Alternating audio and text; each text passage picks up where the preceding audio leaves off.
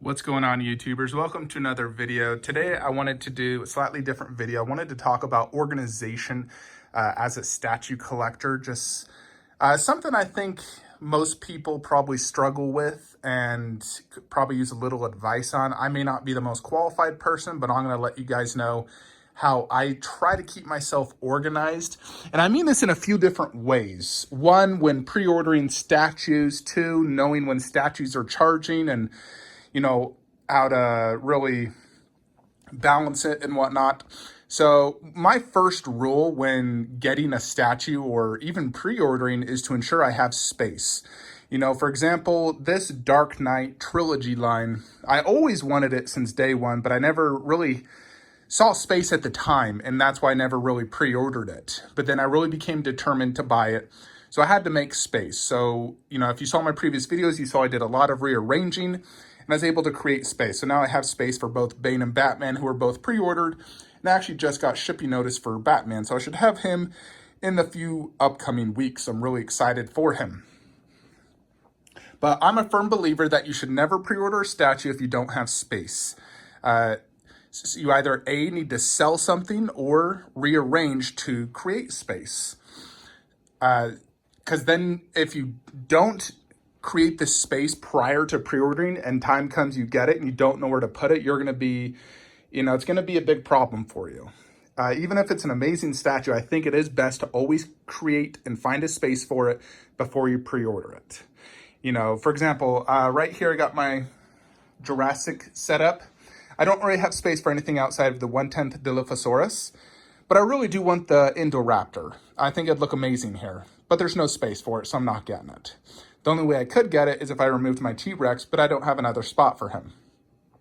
So I'm not going to get it, even though I love it, and I think it would go great there.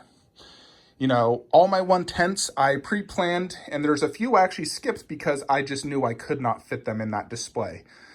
So I skipped them. I do have space for both Thor and Iron Man, as well as the additional 1/10s up there. I plan every single spot for every single statue I have on pre-order. If I don't have space for it, then I'm not going to pre-order it. Sometimes what I'll do is I'll wait till it's shipping and then see if I can find space for it. And then at that time, then I'll buy it once I've, at that time, either sold something or somehow created space for it. So that's just in regards to pre-ordering and space. I do think you need to create the space prior to pre-ordering. Even if sometimes it's 2 years out, at least give yourself an idea of, okay, I'll put it there. I just have to move this there. So, I already have space planned for Tsume Broly, even though I pre-ordered that 3 years ago. Next thing is where, to keep yourself organized with statue pre-orders. Some people use Excel spreadsheets and others. What I like to do, and I'm going to do a screenshot here, is I keep a folder in my iPhone of statue pre-orders. I have one dedicated to Dragon Ball Z, one dedicated to movie statues. So in here, I look at this quite often, and I basically know when each of these are shipping because I'm so into this that I just know when they're shipping. If you can't remember when they're shipping, it'd probably be better to use an Excel spreadsheet and see when it's shipping. Some people like to do payment plans. I generally don't do a payment plan too often. I just don't see the reason in giving money up, if it's not shipping yet. I just ensure I always have the money when it's shipping. It's, like for Batman, he's shipping. I'm going to pay like $1,200 for him. I already have the funds prepared for him. What I do is actually keep a statue account.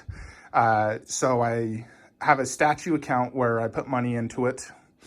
And this is basically my budget for statues for the next several months, really. And I know all the statues shipping here soon. I got Thor 1/4. I got 3 1/10 scales. I got some shipping for some Dragon Ball Z statues. So I know what's shipping in the coming several months, really all of them. And I know what I need to pay for, so I ensure I have the money for it. You don't want to buy more than you can afford. Obviously, everyone needs to set a budget. Even if you're very wealthy, you obviously still need to set a budget, not just buy everything. So I keep folders And once I get a shipping notice, I move it to my folder, received shipping notice. That's the moment I receive that notice, either from Sideshow, Prime One, or the seller. That way I know which statues are actually shipping to me at that moment. So because I just got the Batman Dark Knight 1/3 shipping notice, I moved it to my folder of received shipping notice. So I know that's something that's arriving very soon that I have to pay for. Some are already paid for in that setup. So those are just a few ways I try to keep myself organized, really, is, preparing space prior to pre-order, or at least knowing where you can display it when you get it. There's some statues I really want, but I just don't have the space for. For example, Queen Studios Iron Man bust. I really want that. I think it looks amazing, but I don't have space. I've thought, where the F could I put that? I thought maybe if I removed that detolf over there and did a half detolf and moved Black Panther, I could do Iron Man like right there or there. Like, that is an option, but that also moves Black Panther to a not a very good lighting setup and more or less in the hallway. It still could work, but I haven't fully dedicated myself to that yet.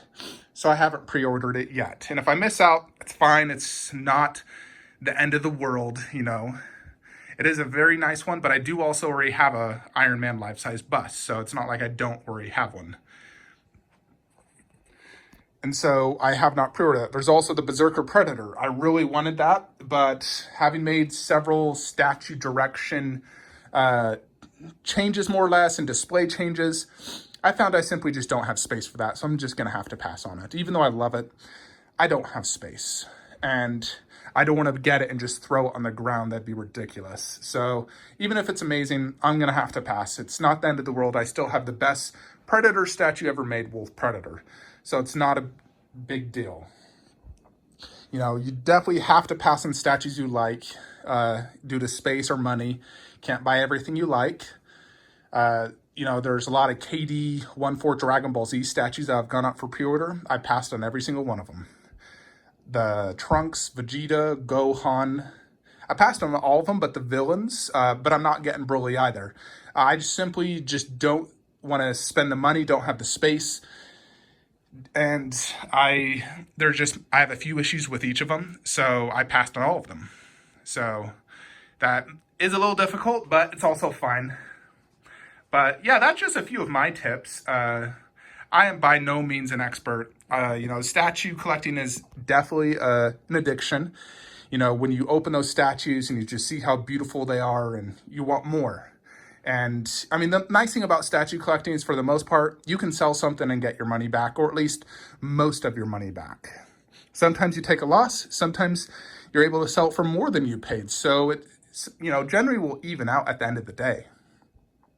Where if you look at other hobbies, where something loses value or it's just completely gone, then you're out of luck. Where with statues, you get to enjoy it, and then if you sell it, it's almost like you rented it at that time. Or if you got your money back, you just got to enjoy something for so many years or months, and then you returned it and got your money back, in essence.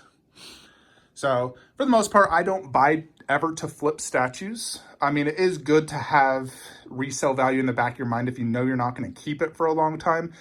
But I'm in this for the long game, where I want to keep these to enjoy them basically for the rest of my life, or until I'm in an old age and decide to mass sell it off and, go on vacation the rest of my life. Who knows what these will be worth, though, 20, 30 years from now.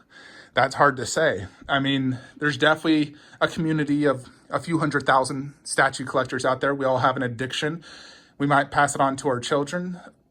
Who knows? But you definitely got to keep yourself organized, prepare space, and don't go overboard like I did. So that's my 2 cents. Let me know your thoughts.